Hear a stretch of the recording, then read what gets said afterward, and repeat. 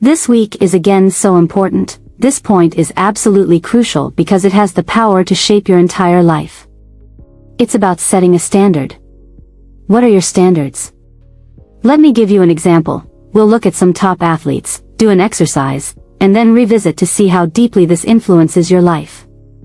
There are people who are slim, for instance, and stay that way their entire lives, even at 60. They have a standard in their minds.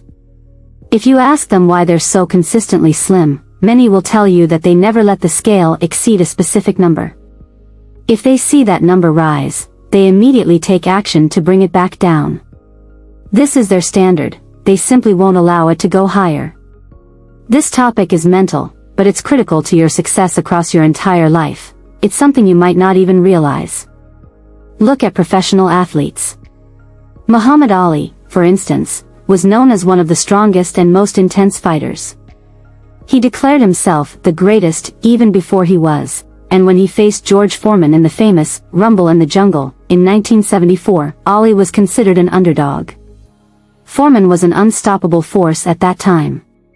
However, Ali's confidence in his self-imposed standard shaped his belief so firmly that even Foreman, in retrospect, admitted he couldn't beat Ali mentally. Ali held his ground and won, even though he wasn't expected to. Michael Jordan has a similar story. When he was in high school, he was cut from his team despite having immense talent.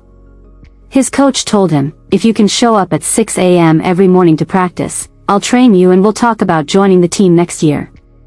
Jordan took this as a personal standard and showed up every day.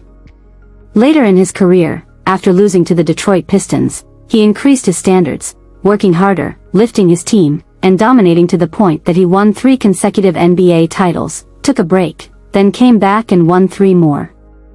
So, what's your standard? Where do you draw the line? It's vital. Ask yourself, what must you achieve? What can you tolerate in your life, and where do you say, enough is enough? This applies to every area, relationships, work, health. Now, let's put this into practice.